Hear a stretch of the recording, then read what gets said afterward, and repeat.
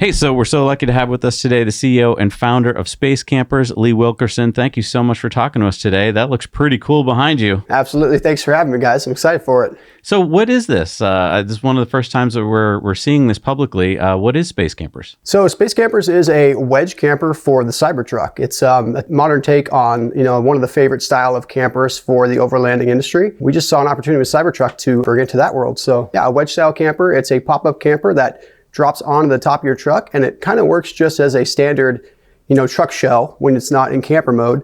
And you still have full access to your truck and you can use it as that. But then when you want to turn it into a camper, it pops up and reveals a bed, a Murphy style bed that will also get out of the way and give you access to a little more space, including a kitchen if you want to add that accessory.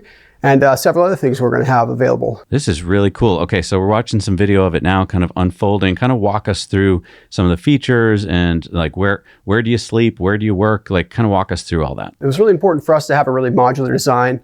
Almost everything in here can be used for multiple things. We are working with a pretty tight space naturally, so it's going to be that. It's kind of a tiny home on wheels for sure. But as far as where you sleep, that's right behind me. This platform here is a bed that comes down. These air cylinders right here will lower it down. Turn a knob over here, it comes down. This is one of your storage compartments here, and then that flips down, and it's also a table and a surface. And then in front of me, I have my laptop sitting on a what we're calling a bed extension. When the bed comes down, it's a full-size bed, and you can stand behind it and get up in it when it's all closed. But we do have a couple other platforms in case you are over 6'8" and you want to sleep on it. Or also, those platforms are here so that when the tent all folds in, it doesn't flop down into the truck. So it's kind of just a surface there. You can store a couple other things there too. Yeah, so we have these surfaces here. They move around. They actually plug in over here on either side too. So you can have a table on each side so that when your bed comes down, actually, you can actually leave a couple things because you will have to pack your kitchen away when the bed comes down. So those surfaces there actually are nice because you can actually leave a few things on there and you don't have to put it all the way. And then I'm not sure if you can see, but we have side storage all the way along the sides, which is kind of not a standard thing for truck toppers. We wanted to add a little something extra to it. So a couple good side storage. That also gives us, the opportunity for adding a lot of accessories. Like we're going to have 220 volt water heater with a shower on the back. So you can, you can run a hose out the back and take a shower, whether you're done surfing and you want a warm shower to warm you up, or you're out camping and you need to clean up. And we have a couple other accessories planned for this, along with there's steps built on each side too. That's a big question for how you get into bed. So we have a step on each side, so you can get out either side without disturbing somebody sleeping next to you.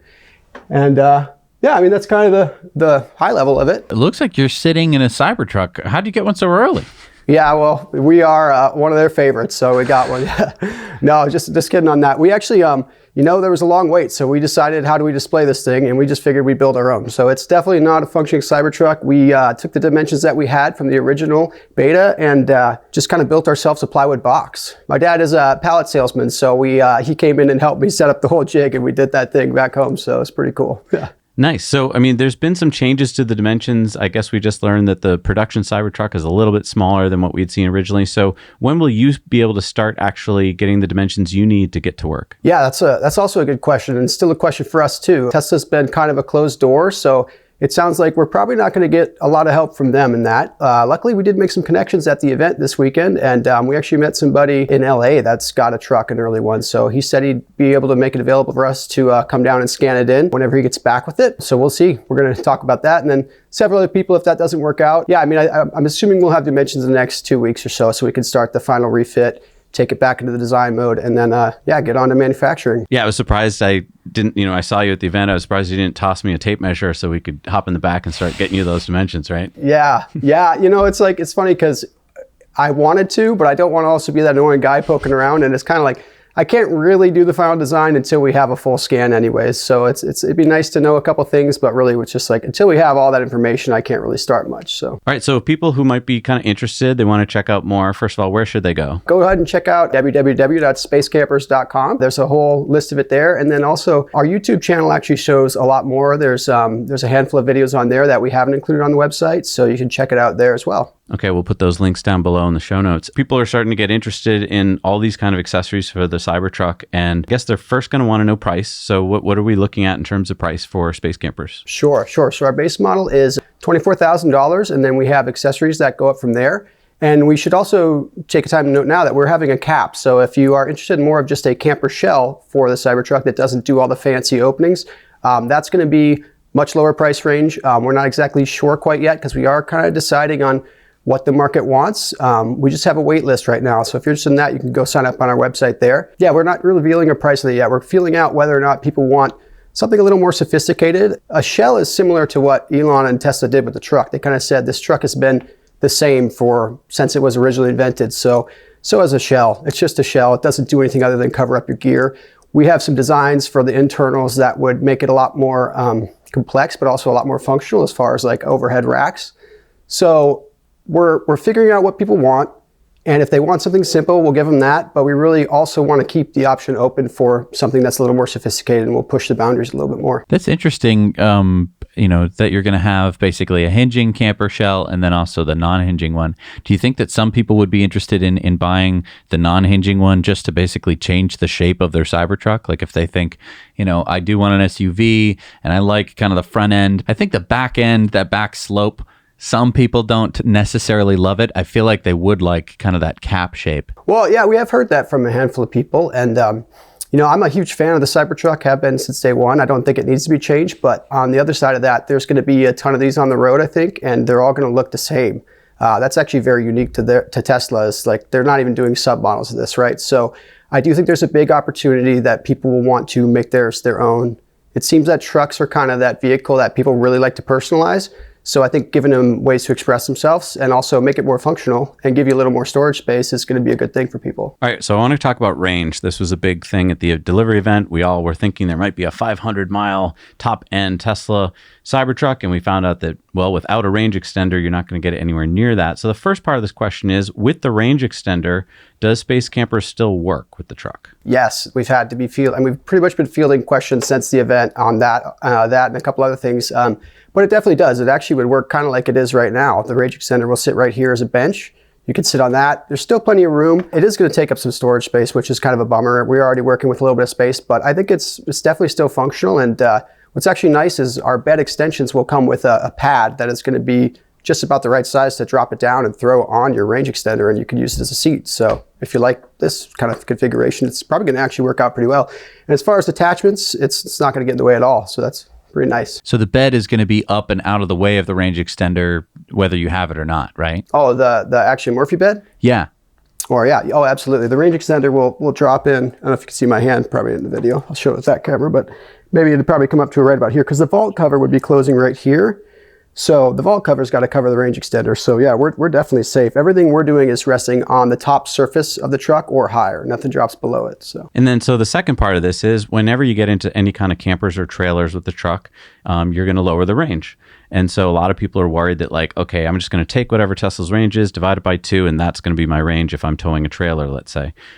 With space campers, I don't know the physics, but it looks like you're way more coefficient of drag efficient than that. So do you have any ideas of like how much range you would be losing with space campers versus a traditional trailer? Sure. We've done some estimates, and first off, that was a huge part of our design constraints from the get-go, and that's why you'll notice that ours doesn't look like a typical camper shell. It's pretty streamlined. It's snug fit to the truck, so we could reduce that as much as possible.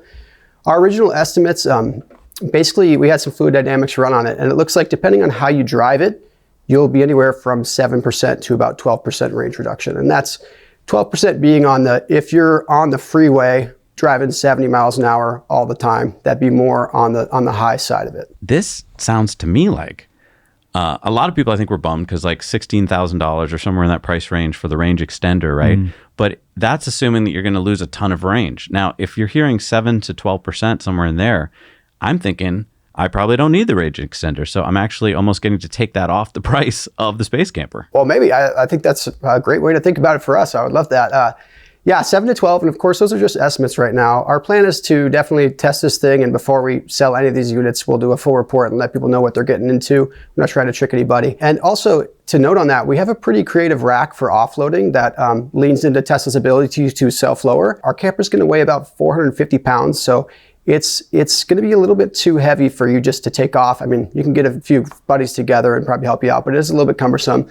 So we kind of have a cool rack that you could back up to and drop the truck down, and it would just leave it hanging there for you to come back. So if you were planning like on driving across the country and you didn't want to camp out of it, that would help out a little bit with that. Now, at the delivery event, Tesla did kind of show off their camper, if you will, if you can call it that, more of a tent. Can you kind of speak to that and maybe go over some of the differences? Because I think that some people think that anything that goes in the back of a truck that you can sleep in is all the same. Sure.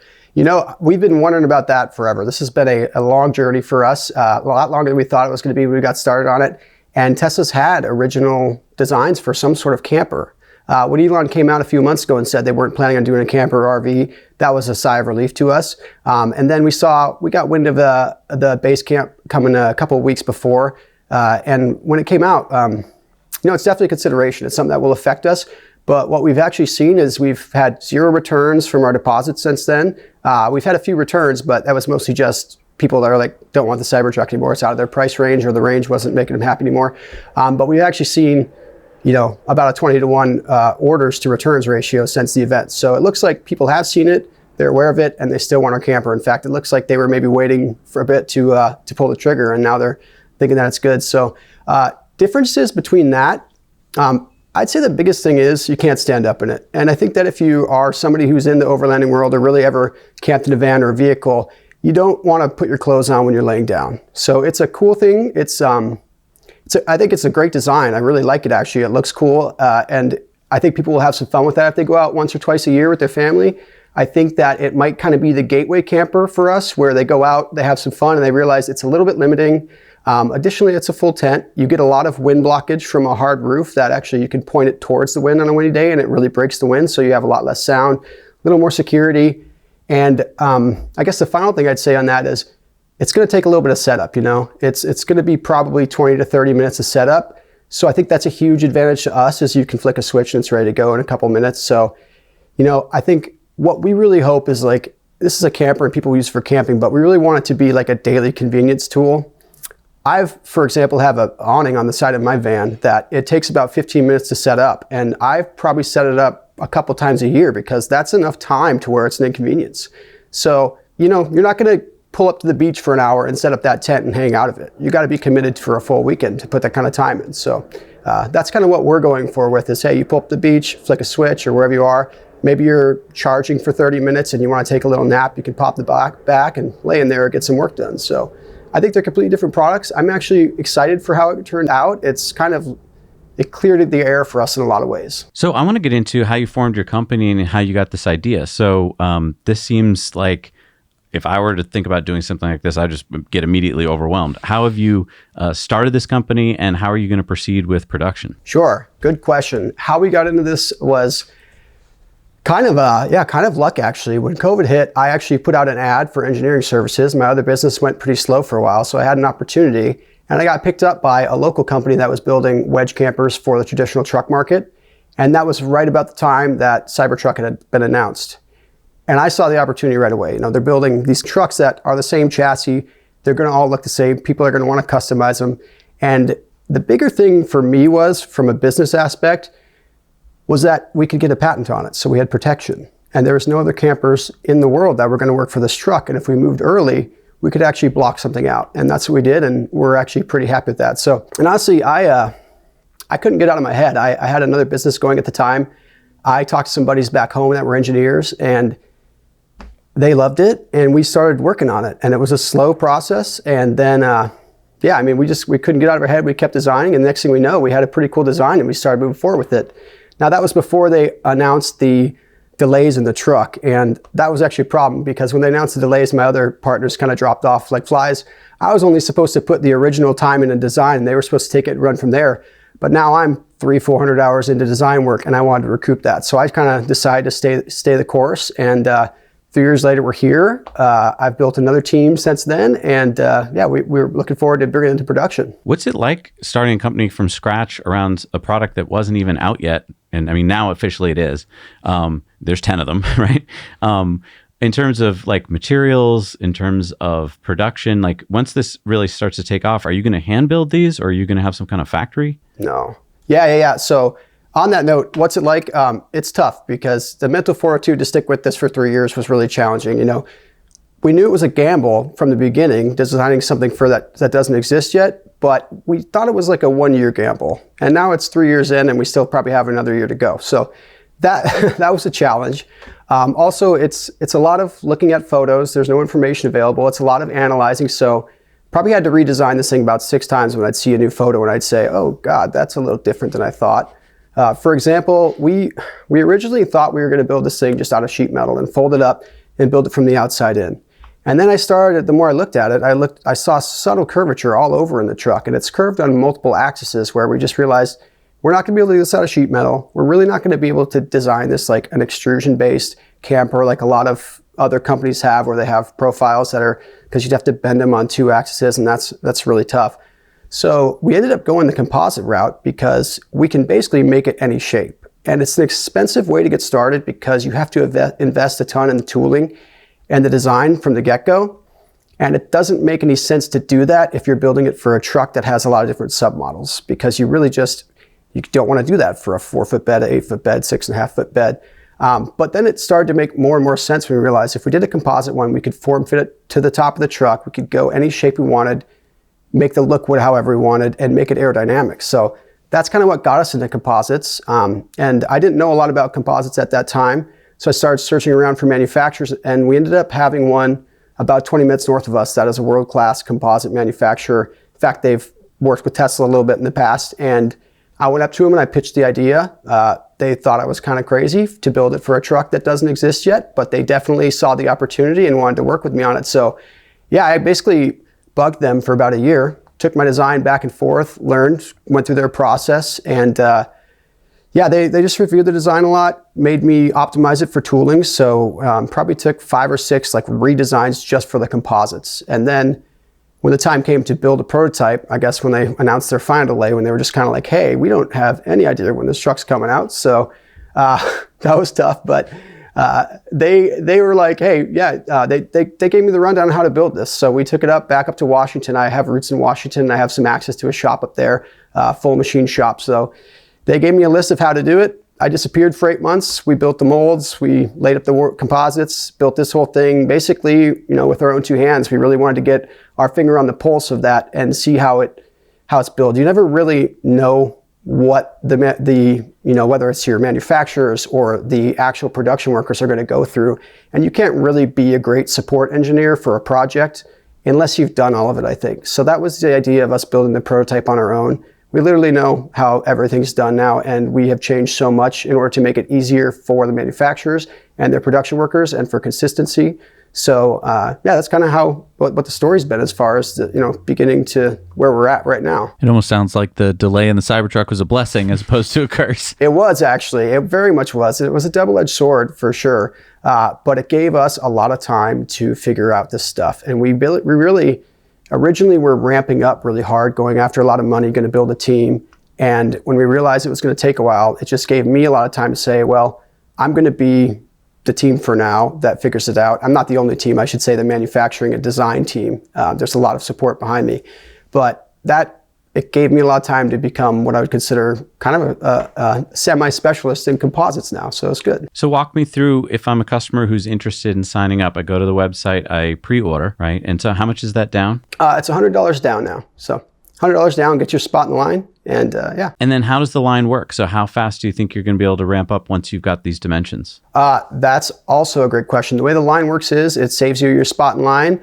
We used to have kind of a tier system where you could sort of pay to play, but we decided to cut that out. So now $100 gets you locked in. As far as those deliveries go, we're not quite sure because it's kind of a funny game where who's going to get their truck first of our deposit holders, right? So it's hard for us to say today when you'd get your camper based on if you sign up, because we don't know if all the people in front of you are going to get a truck, if they're going to keep their truck reservation.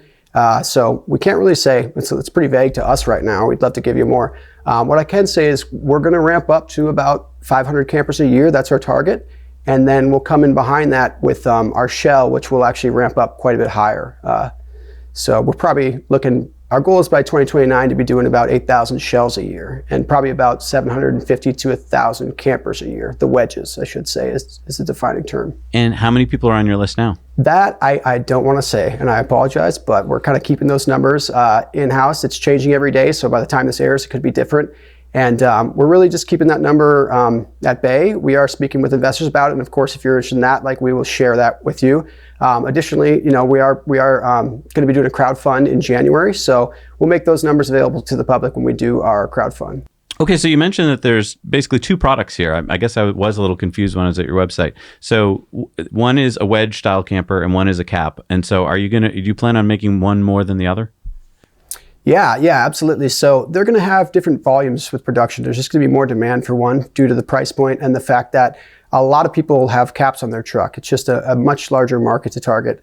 We ended up getting into that kind of by happenstance. We just realized when we were going for the patents for our wedge that, hey, if we remove one line, we can just get another patent for this triangle-shaped camper shell as well. So we got the patent, and then when we looked more into it, we're like, hey, this is a giant industry that is basically going to be untapped, and I think our patent's pretty strong for that. So for the investors out there thinking about it from that perspective, you should know that we're starting with our flagship model, the wedge, because it draws a little more attention. It's going to be easier to build a brand around, but we will hit our volume capacity with that relatively soon. It's not nearly the large market as like a camper shell market, where we did a little study and about 17% of trucks in our area have camper shells on them, just standard shells. So our goal is to hit about 2% by 2029, which would be about 8,000 shells a year for us. So for the investors, that is the meat of our business, and something to know. Now, how defendable is this IP? Because, I would have thought that, like, this was out of the bag a long time ago, putting a cap on a truck. But you're saying because this is such a unique truck and your patent covers this particular truck, that you basically got this covered.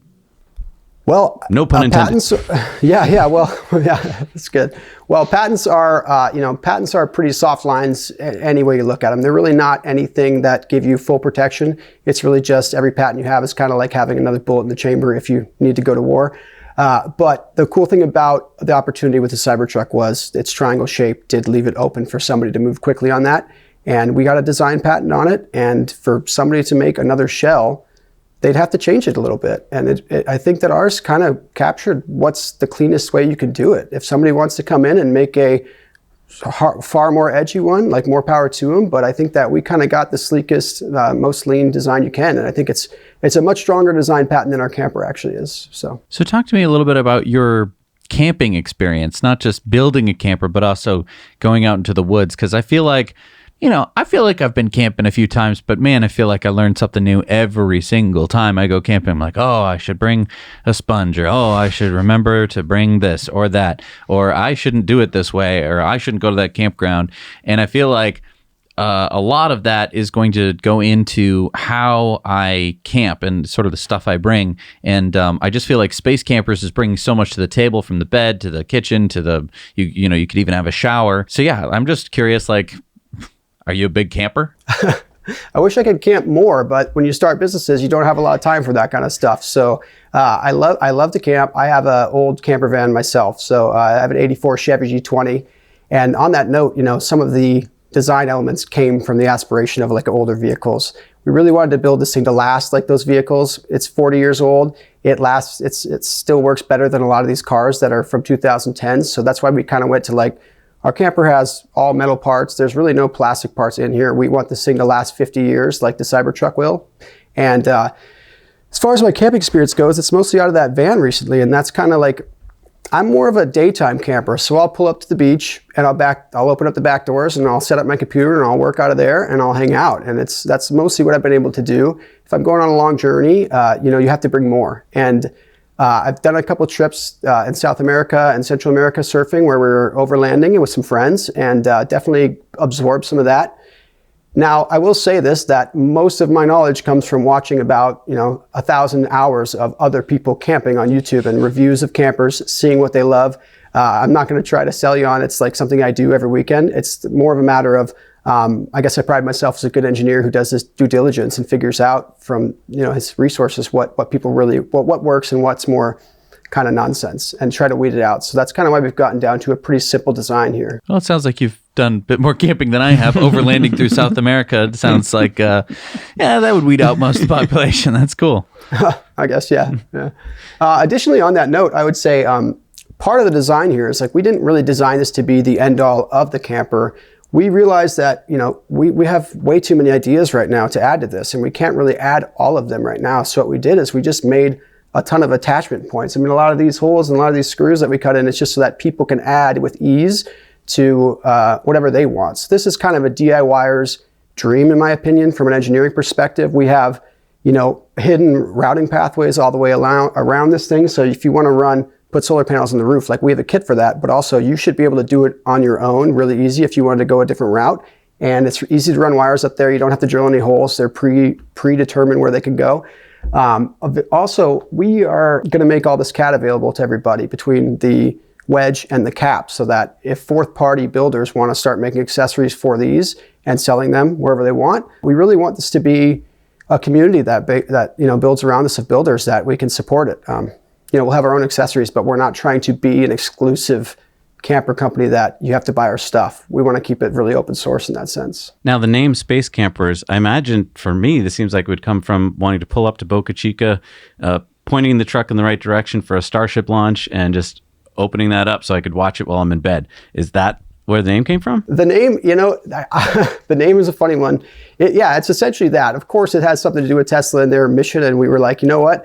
Cybertruck, it's built from space materials. They're building it for the rockets. The space truck kind of needs a space camper. And honestly, it sort of started as a joke. We had a handful of other names on the board that we thought would stick, and space campers it kept sticking. And there was a warmness to it that we didn't really understand until I went to buy the URL, and it was $5,000. And I was like, oh, space campers is already a thing. I didn't realize it was a NASA thing. So I think that's kind of why it was already warm.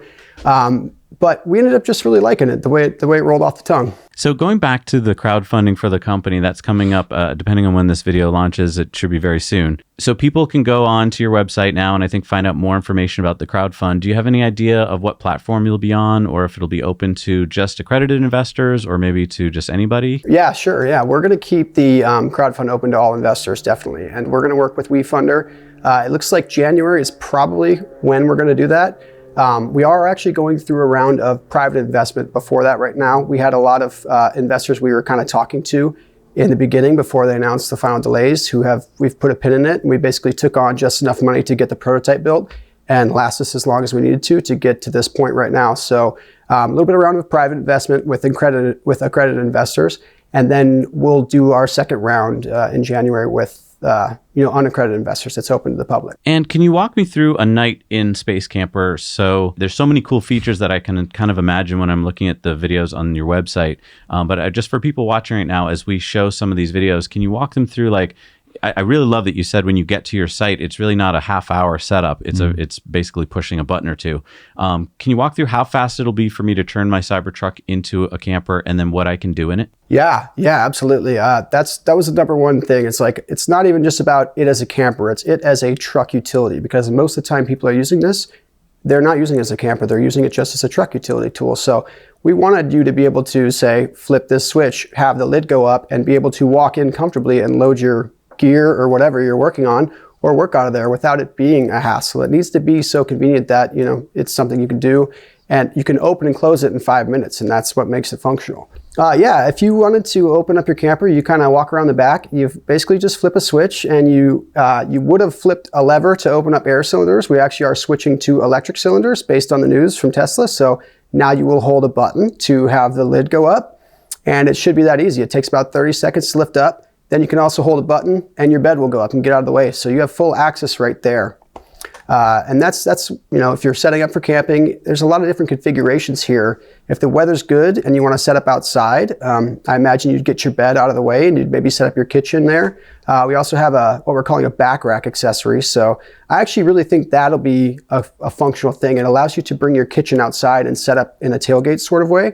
So that way you can have your bed down, you can be hanging out, watching the sunset while someone's cooking. Who knows, I think it'll make a great date night. When it's time to close it up, you just roll the back down. Back is your awning. So if it's great weather, you put your awning out and you have this open space. Another reason we call it Space Campers, it opens up into the space behind you. But the back will roll down and then you zip it up. Yeah, one of the challenges with design for us with the camper was, how do you make this work where you don't have to modify the Cybertruck at all? We didn't want to drill any holes in this. So basically when you're rolling down the back, it zips up down the side and then it zips up again down to right where the edge of the Cybertruck starts, and then you basically have a bar that rolls down, and that bar will sit snugly against the bottom, just tight against the truck where the edges lock into place. So that way you're not, I mean, that's the only way we could have really done it without having to connect it to the Cybertruck in some way. And then I was noticing it looks like there's a place even for your surfboard. Is that like under the bed? Yeah.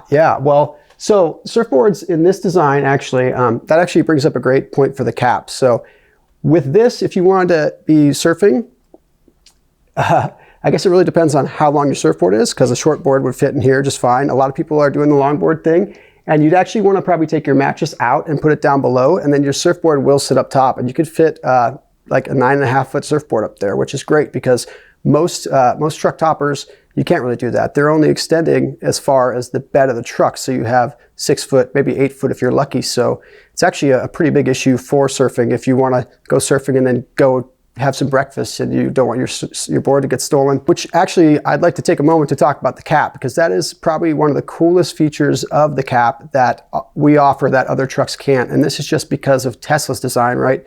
It's a triangle. So our topper goes to the peak of the truck. It's almost 11 feet long, and or maybe 10 feet. We'll figure out what the percentage is with this reduction in size, but you have a full length access to put your surfboard up inside, and you don't have to put it on top. Whether it's surfers or contractors and they want to throw some 2x4s in, they don't want to leave the bed of the truck down and hang it out the back, you could easily fit 8 foot 2x4s up top and still have stuff below it.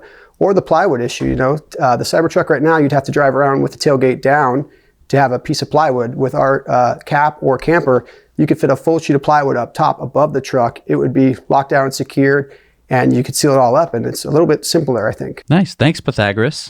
That sounds awesome. Yeah. Right, yeah. So, I mean, with the cap, you'd actually be making the Cybertruck into a truck with a roof. Like a van. A lot more like a van. It's piquing his interest. He used to have a 19... I loved my van. How old is that thing? It was a 1980 Dodge Ram. Yeah, it was great.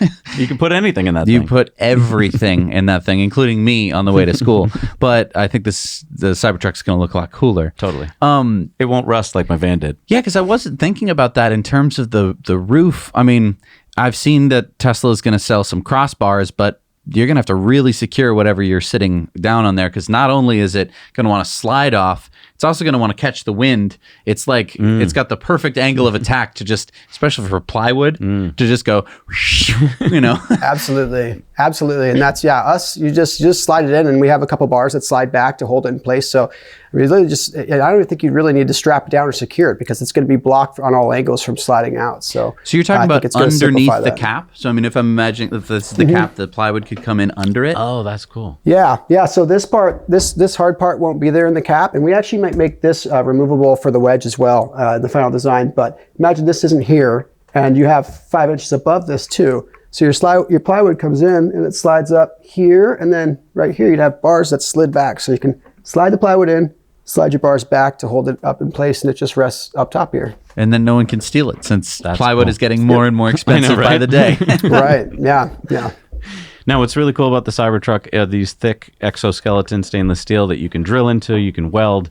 And I love that you said you're open to a community of, third-party vendors to sell other attachments and stuff.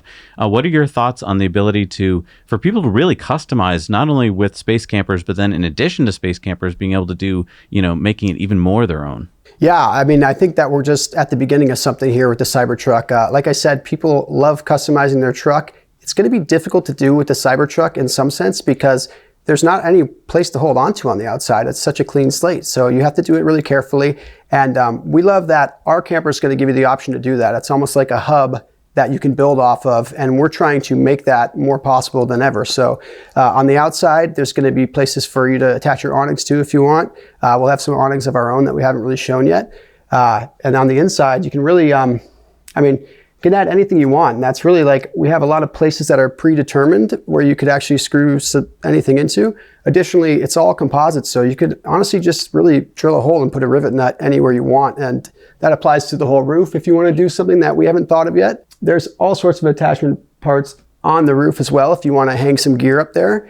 And as far as customization goes, I think it's really endless. We've already seen a couple other companies show their stuff after this. And the good news is nobody's doing anything like what we're doing, and our stuff works with everything that everybody else is doing. So it's really coming full circle right now. It's a good moment for us. Well, and let me ask you, how does the Space Camper attach to the Cybertruck? Yeah, well, actually, recently it's going to attach with their mounting points that they have. They've actually given us about 8 mounting points, or 4 on each side. Yeah, so 8 mounting points.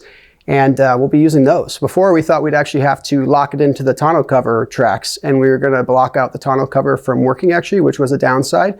Now it looks like we'll be able to, just attach to the points they gave us, and the tonneau cover will still be fully functional with our camper and our cap. Well, that's kind of interesting. So, I mean, whether you have the cap or the hinging shell, does that mean that you could kind of put the tonneau cover down and have now 2 separate sections? So you could like take off your wetsuit and put it on the above part where it might get warmer? Yeah, absolutely. Or like a bench right here. If you end up not getting the range extender, you could just bring that tonneau cover out a little bit and you have yourself a bench right here. So I was thinking about it for a long time, how we could get a second bed down there if you wanted to, but really it's not going to work just with the angle that it's at. But now, how about solar and electricity? So basically, we know that the Cybertruck has electricity, so I assume you're going to take advantage of that. So do you plug into those outlets that are in the back of the bed? Yeah, we're gonna keep it really simple. We're just basically going to have outlets that drop down and plug in, and they take them and they relocate it to our outlets, which will also have USB ports as well. So it kind of, gives you more options there. But it's as simple as that. We didn't want to go too crazy with this. We have the option to keep it simple. So if you want to take this thing off, you just unplug the 2 and then you lift it off. And the same thing goes for our 220 volt water heater. It will just be a cord that's sitting there. You plug it in to use the water heater when you want to, and you can unplug it and run your welder or whatever device you want off of it. Because in the very, very beginning, I think there was some hope that the tonneau cover might be solar, and Elon pretty much squashed that idea. But it looks like you have so much area on the top here that DIYers, or it sounds like you might even have a kit to put solar on the roof of the space campers. With the solar, that's going to be a huge part of camping. The way that the math works out, it's not like you're going to really use solar to power your truck. That's kind of a dream that I think Elon squashed, and we should all kind of get that out of our minds. The truck just weighs too much. But what it is going to give you is peace of mind that if you're camping for a week and you're running a lot of accessories, it will balance that out. So with our roof load, or with our roof space, we should be able to put about 400 watts of solar up there. And we have a lot of different ideas of how we're going to do that. The first one being just flexible stick-on mats, so you can go as aerodynamic as possible. And then if you want to get our accessory rack and you're starting to carry more gear and you want that option, you do sacrifice a little bit of your aerodynamics, but we'll have more durable kind of like glass panels that would go in there, and they fit in with our kit. And you can add up to 400, you could add 100 watts, 200, up to 400. And then we do have a design we laid out for a solar array that would go out to 1200 watts. I don't know if we're going to make that, honestly. It's there and we have it designed. I just don't know the practicality of it. When I designed that, I was thinking about a solar vehicle a little bit. And I think it's probably gonna be one of those things where not enough people it's gonna be useful in their lives for it to be something that we produce. That being said, if enough people want it, we'll make it, and it'll be a little pricey because we're not making very many of them. Well, I mean, it sounds like, even if you don't make the product, having the cap on top of now you have a flat surface, it's level, and if I wanted to go absolutely nuts buying my own solar panels and inverter, I could charge up the truck and use it as my mobile battery. I wouldn't ever have to go and charge anywhere. I could just, It's Jesse's dream. I'd camp for months at a time. Yeah, well, of course, and we've had so many enthusiasts, reach out to us talking about solar. And actually, another cool part is if they make it to where you can charge the truck up, they make these they make mobile solar panels that are kind of pamphlet style. You flip them out and you can set them outside. So you could technically do a whole field there and actually maybe get some significant charging on your truck that would pack down. So for those dreamers out there that really want to make it a solar truck, I think it might be possible. It really depends on what Tesla allows as far as their charging options for solar. Were you as bummed as I was that the original Cybertruck unveiling showed this ramp coming out of the tailgate, and then basically they've nixed that? There will be some kind of, I guess, portable ramps, but nothing built in. I am bummed. I also realized for us that ramp was going to be pretty aggressively slanted, and it's not something people could really walk up. It would have been a bit awkward and people probably would have slipped. So we were kind of like, I think it's better just to have the tailgate be flat and have a step to get into it. So I probably wasn't as bummed. I think it was kind of one of those things that looked cool. And then as far as like practicality for our use, it's not a functional thing. It'd be great if you were loading up quads or your lawnmower in there a lot. probably not what our customer demographic is going to be doing. I mean, this has nothing to do with your product, but how awesome is it that the frunk of the Cybertruck is also such a perfect bench seat?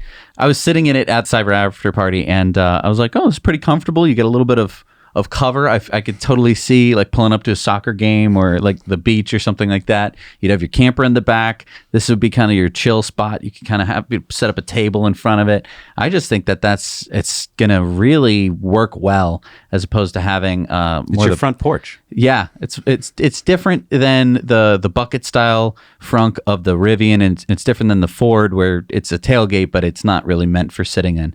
Yeah, I love the frunk. It's such a cool thing. It's a perfect seat. So I could definitely see, if you have a few friends camping, it becomes full circle with that. We, like I said, we're going to do some awning attachments for the side that are 180-degree awnings, 180-degree awnings. So it kind of brings it full circle to where you have a couple people hanging out in the front. They work their way around in the back. We have the barbecue set up out there. It's really just kind of going to be a perfect tailgating machine for those people who want to use it that way. I mean, I'm just thinking of Lear. I see them all the time on pickup truck, and you're like, is that an SUV? Oh no, that's a pickup truck with the cap on it, and it always says Lear on the back. I feel like they're going to be knocking down your door, going like, "Dang it, why didn't we get that patent?" Well, to the point though, Lee is an early fan of Cybertruck, and I feel like you're in the same camp we are, which is that we saw the Cybertruck from day one as being like, of course this is going to be huge, but I think the rest of the world pretty much said. First of all, they didn't even kind of notice it. They thought it was just some kind of weird science fiction Elon idea. But now that it's here, I think now they're waking up to it. I mean, there's over 2 million reservations for this truck. Right. I mean, we've been reaching out to plow companies because we want to get a plow to put on the front of this thing. And a lot of them don't think that the Cybertruck is going to happen. Right. Some of them, even when we are like, we have a Ford F-150 Lightning sitting in our driveway, they're like, no, it can't work. It's not possible. And we just put a plow on we just put a plow on the front. So it's like, all of these companies are kind of, I hate to say that they're old and stupid and foggy and dumb, but they really are. I'm so glad that you're kind of take the lead away from them. Well, thank you. We were trying to do that. I agree that, when Elon says he's going to do something, he's going to do it. So that's kind of what we know following him. And that's kind of what we just realized was that this truck was coming. One way or another, it was coming, whether it took a while or not. So we decided to kind of go all in. And it's coming to fruition right now. I think we have a pretty lucrative business in front of us, just the caps themselves, because a company like Lear, I think they would probably have to come and license it from us. And we're sort of hoping for that because honestly, all the fiberglass shells that are out there are super old school. They're made with the chopper gun. They just spray them in, they pull them off. They're thin shells of composite that are heavy relative to their strength. You can't really walk on them. We're doing something completely different with our manufacturing. We're actually I keep bringing it back to a surfboard. It's kind of funny, but that is sort of what we're doing. We're going with a foam core, resin infused shell that's going to be about 1 inch thick all the way around, and it makes it so much stronger with so much less weight. Additionally, it adds thermal insulation and sound insulation. So it's going to be a much higher end shell than you've ever seen out there. And we don't really want to mess with something like Lear's doing. They're great shells, don't get me wrong, but they are very bottom tier. And if they want to license it from us, that'd be great for us. What are plans for once you're able to start building a few of these in terms of getting customers to experience them? Are you planning on any kind of tour or any way for people to experience it firsthand? Yeah, I mean, we'll definitely take it on tour and hit the overlanding expos. That's an easy one, and just be on traveling around. The cool part about our camper is it's kind of a driving billboard on its own. Like the Cybertruck is so attention grabbing as is, you can't miss it when it drives by. And of course, when you have, whether it's our wedge or our shell, you see this thing going by, you're gonna go, hey, what the heck is that? And we are keeping it unbranded. We started thinking we were going to put a big brand on the back so people would see it and go to our website. But what we realized is it's just the truck's unbranded. We're going to keep it super clean. And luckily, another reason we kind of started early instead of hiding and waiting for this day was we wanted to build our SEO. And we have a couple of years of people searching for this now. So when you go search for Cybertruck campers, we're at the top of the list. And that way, I think people will find it on its own just through mostly, vehicles on the road. I think what Zach was really asking was, can we have one, please? I would love to work with you guys, of course. We'll drive it out to you one of these days coming up. Hopefully it's sooner than later. Awesome. Cool. Yeah, and if we get our Cybertruck before you do, we'll drive it out there for you to measure up. Sounds great. Awesome. Well, again, Lee, this was so much fun hanging out with you. We'll be in touch soon to check up on you as you get into production. And again, let people know where they can find you. Okay. You can find us at spacecampers.com. Awesome. Thanks so much, Lee. All right. Yeah. Have a great one, guys. See ya.